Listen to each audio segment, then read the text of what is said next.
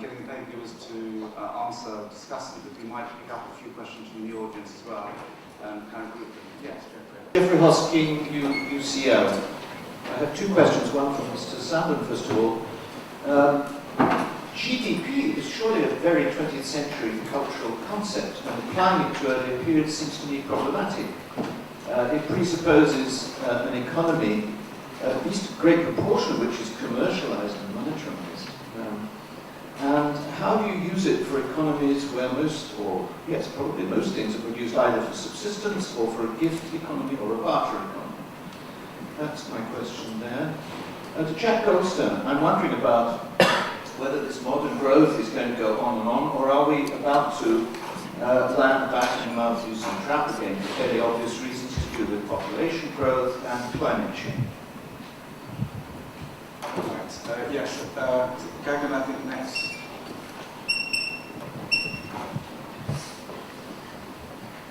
Gagan Su, University of Cambridge. This question is motivated by the use of the word dynamics in the title, and the fact that evidently the panel is very familiar with the social sciences as well as being historians. Now, throughout the panel and the previous 2 days, the notions such as comparisons, connections, institutions, spatial units of analysis have been repeatedly invoked. So if you'll permit me, allow me to add another to this mix, and maybe that of systems. So I was wondering, what are the panel's thoughts on the practical value of applying kind of like systems mode of analysis to make sense of some of the kind of themes that we've talked about over the past 2 days? And when I say systems mode of analysis, I'm particularly thinking of the Herbert Simon tradition, which is obviously most famously associated with satisficing boundary rationality, endemic complexity. And yet, it enables us to talk about coherent entities at reasonably abstract levels of analysis. I would be interested in your thoughts. Peter Shevket caught my eye next. Say who you are. Shevket Pavel. This is a question both to Ken and Ian Leuchten regarding divergence and convergence. In material terms, if we look at the last 500 years, I think my sense is that the world today is much more unequal than 500 years ago, and much more unequal in comparison to 200 years ago. And much of this material inequality has occurred in the last 200 years. It seems to me when we talk about global history, we talk about connections, comparisons, we talk about the availability of new technologies. But one of the things, of course, and as you both mentioned, is different societies' capacities to adopt the new available technologies vary greatly. What we've seen in the last 200 years, at least until 1950, was not all regions of the world were equally prepared to get on with industrialization.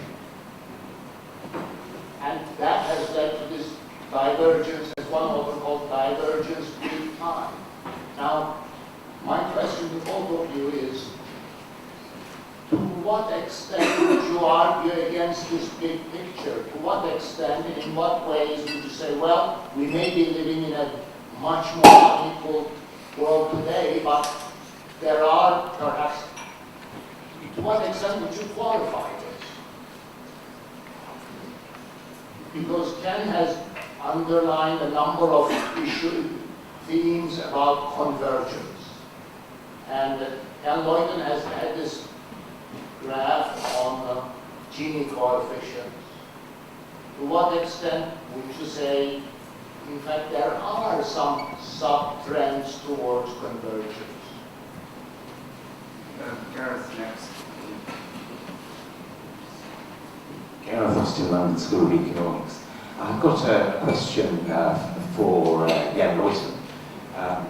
I'm very much an enthusiast for trying to quantify wherever possible. I'm even a member of the Global Aid Collaboratory, I engage in partnerships with on a couple of projects on heights, and I've collected observations on slave prices, for example, in West Africa. But it does seem to me that in the passion for aggregation, there are risks.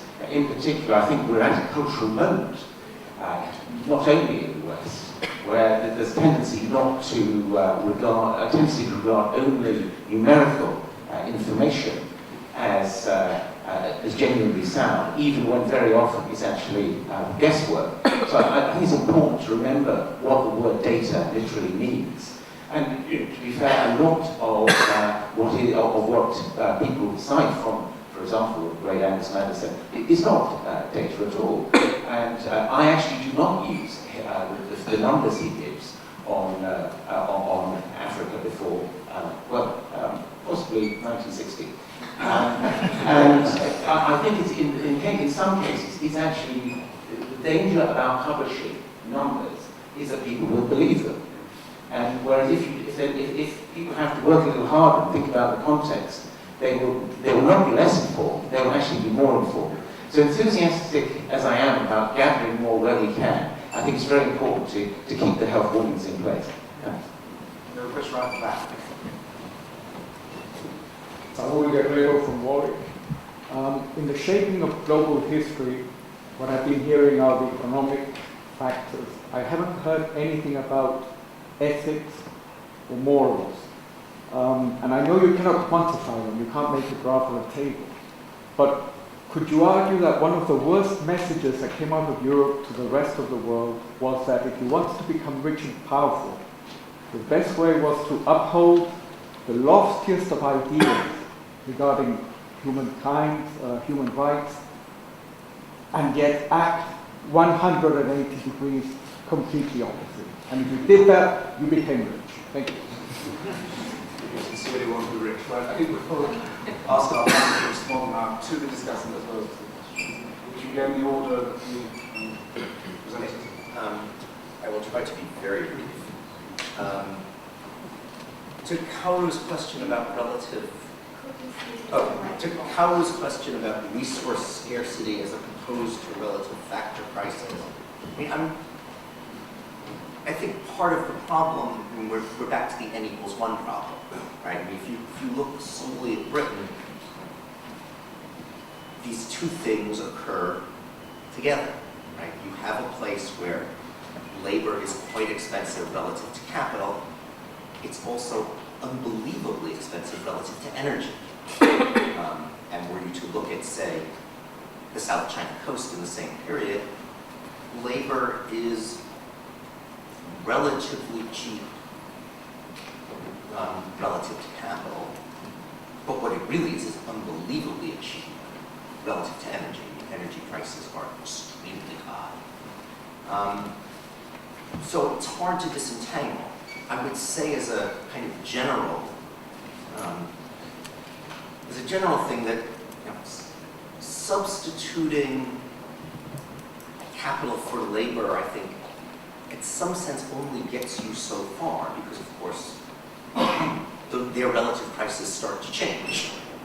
Right? And if you start thinking about not so much changing the techniques with which you get to a fixed product, but vastly expanding that product, then there's got to be a change. Well, there has to be change in technology, which is Jack's point.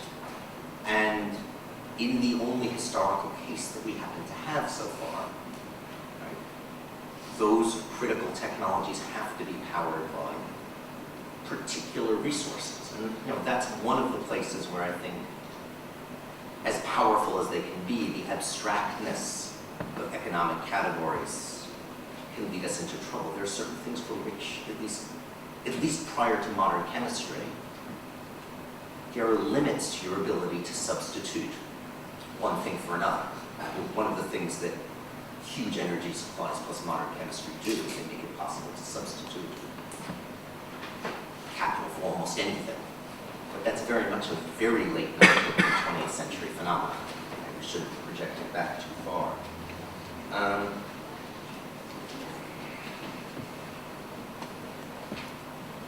For Gauguin, I mean, I think the notion of using this systems analysis is an intriguing one. It's not something that I've really pursued in any systematic way, which doesn't mean it's a bad idea. I think the question would be system on what scale at what time, and what exactly we would be aiming to explain with the system. Right? I mean, systems analysis is designed to tell you something about how you get from a particular configuration to a particular result. It's not designed generally to tell you much about the sort of messy process by which that thing emerges, right? It links the two ends much more than it analyzes the middle. And as historians, we're always trying to do some mix of both. And then finally, to Shevkat, I mean, the general observation seems right. Yes, the world is in most ways much more unequal than 500 years ago. And yes, most of that happened in the last 200 years. There's been partial reconvergence on some things, right? That life expectancy, literacy rates, for instance, are much more equal than they were 50 years ago or 100 years ago. I mean, your general observation that different parts of the world prove to be differentially able to absorb the possibilities of industrial technology once it becomes available, is unquestionably right. Then I think the question becomes, what makes specific places able or unable to do that at particular times, right? The difference can range from political instability to domestic institutional setup to, you name it. And then I think, it's also a moving target, right? I mean, for the case I know best, I think I would argue that had the industrial technology of the 19th century somehow been brought to China in the 18th century, they probably would have been much better positioned to make use of it than they were 100 years later, in part because there was considerable political instability, which was partly due to the way that, not completely by any means, but partly due to the way in which they were thrust into this new global system. So a lot of things go into that story. And then there's also the question of the spatial unit again, right? If you have a growth pole around Bombay or Shanghai or whatever, and you have these vast continental countries behind them, do we see this as processes working normally and just taking a very, very long time? Do we resort to some sort of dualism to explain why this place but not the whole country? That's the story we're trying to tell. Thanks. Imran? Okay. Perhaps there's the misunderstanding that I was suggesting that we should do everything as English medicine has been doing this in the past. And it came through in one of some of the questions. I think to some extent he was the victim of his own ambitions, in the sense that he wanted to do this for the 2,000 years, for the whole world economy, and therefore obliged himself to come up with estimates for even all the years and all the countries for which there are simply no data. So I acknowledge that this is a big problem, but I think the substitute for this is doing this as a team, as I suggested, and then having the expertise from someone from Latin America saying, there simply are no data for this period or for this problem. So if you pool the expertise that is available, you will also get another kind of data set which will give a kind of summary of the state of the art, the best information that is available. But if there is no information available, well, we have to acknowledge it, and there will be gaps in the series or the data set and so on. So I think that would be my solution to this. That also would apply to the problem of GDP is obviously an important concept among economists. Can you apply it to pre-industrial societies? Well, one of the things I think we have learned in the last decades is that there's a lot of market exchange going on also in pre-industrial societies. So markets are important in much more societies than we thought 30 or 40 years ago. So market prices can be used in a large number of societies that we study, but at some point we will have to acknowledge this is not a market economy anymore. Prices do not play a role. So the GDP concept is not relevant, cannot be used in the same way. And then you have to go to other concepts like the Human Development Index or alternative ways of looking at economic welfare, which I think still can be used. So perhaps being not too ambitious might be one part of the project. Being more ambitious perhaps in also estimating the non-economic institutional and variables, I think might also be part of the project. I like very much the question that Carlo put on the slide. Can you say something about, can you measure the efficiency of informal institutions like family systems? Of course, initially you think, well, what can you make of this? But of course, the efficiency for what is then the question? Is this efficiency for human capital formation, for example? Is there, and then the average age of marriage of women. There's a strong link between average age of marriage of women and the number of years they have to invest into themselves. It's a very well-known link from development literature. So if you are interested in this kind of question, average ages of marriage, which are the results of family systems, can be a proxy for, well, perhaps not the efficiency of a family system, but some kind of link between family systems as institutions and the kind of economic development that is related to that. So I think there are still a lot of creative possibilities to link this, also this anthropological data which are there to the kind of economic institutional questions that we ask, that we are working on. And I appreciated very much Carlo's big scheme of putting the two trajectories together and combining them. Let me add just one point on that, is that there is a third factor of production. You were very much talking about labor and capital as the two main factors of production, but there is the third one which I think nuances the story quite a bit, because if you look at human capital, then you find perhaps more similarities between the East Asian trajectories and the Western European trajectory, in the sense that we see a lot of human capital formation also happening in China, in Japan, in the early modern period. And as we see happening also in Western Europe. So in that respect, the differences between the two development paths that you are analyzing are much smaller than well, the story you were introducing here. But I think it's a very relevant way of looking at it. And finally, well, you had some questions about my Gini estimates. Of course, I will not invite you to come to Utrecht, but there will be a paper presented in Utrecht at one of the sessions in which we explain how this has been done. So you can perhaps look at the website where the paper will be available. Thank you. Jack? Thank you. I'm going to try and answer the questions about systems, climate, factor endowments in one go. I'll plug my little book, Why Europe? $26 came out from Rowan Mill. It's just a preview of some of these arguments. But the point is, all of these things we're talking about, knowledge, technique, factor, endowment, institutions, they do operate as a system.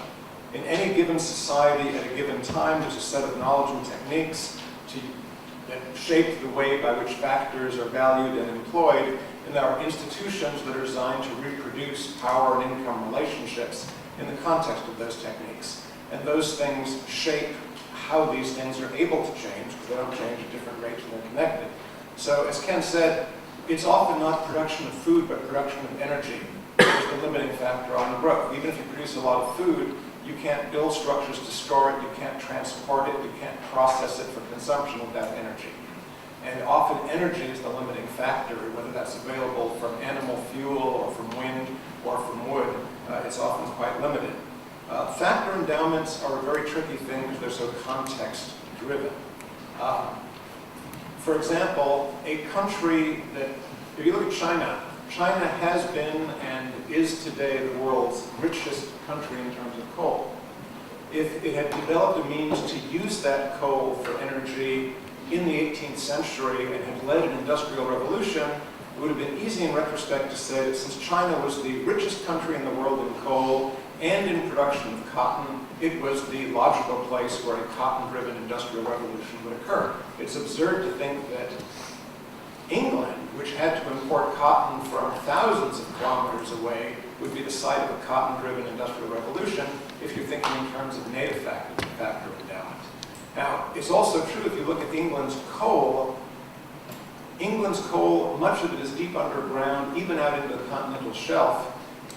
There were reports written to Parliament in the late 1600s warning that England was going to run out of coal within a couple of decades because the existing seams headed down and they were having such difficulty in pumping out water. The Germans had the most advanced horse chain pump water pumping technology for deep coal mines, and that was being used in England, but it really wasn't until the steam engine was developed that they had an economical way to develop the coal mines. Now, when you look at England's coal production, and they increased the output of coal by a factor of 10 at a constant pinhead price between 1800 and 1850. In the pre-industrial world, you just do not find any quantities that can be increased in output by an order of magnitude at constant price. That was only because of the technological innovation that occurred, but that did create an apparently plentiful factor endowment in coal. But that would not have been the case without that. Now, you can also get rich in other ways. The southern states in the United States got very wealthy sending cotton to Britain for processing. They didn't need much human capital. They used slave labor, low-skilled labor.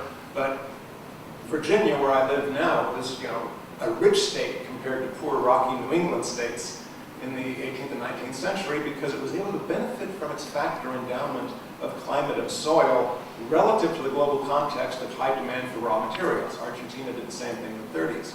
But when those raw materials could be displaced by other providers or by synthetics, then the factor endowment becomes a disadvantage. And again, one has to be specific. In England, capital was substituted for labor in agriculture. Why? Because if you look at the cost of labor, you're essentially saying, what other resources does it take to produce 2,500 kilocalories a day? In Europe, you had to farm land using plowing. That meant animals. You needed to set aside land for the animals. The animals had to be fed. So it took a lot of time and a lot of resources to feed a person.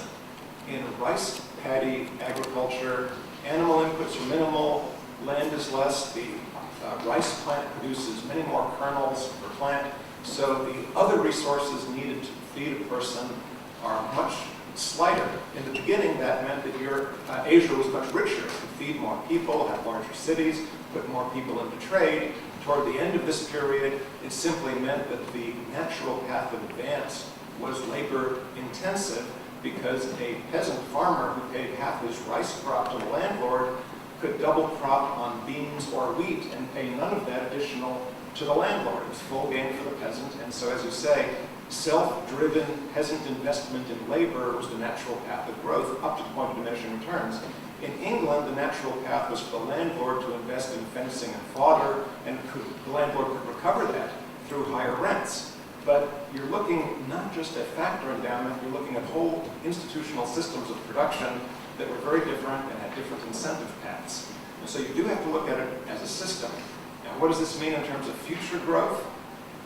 If all the great civilizations have periodically enjoyed their success, sat back on their wealth, and made money shifting capital around and pushing it outside rather than creating new wealth. And so, US and Europe have done that too, and if we've done something awful, maybe it's that we've trained other countries to think that increasing energy output is the way to wealth, because that's climate destroying in the long run. So I have some faith that in the long run technology will save us before we completely destroy our planet, but in the short run, I think it's likely that we've hit a point where we overdid the capital market thing. We're going to go through it. History is cyclical. You'll see that in my book too. You have periodic booms and crises. Investment paths are productive for a while, then they peter out. So I think we're headed in the short term for a capital-driven crisis.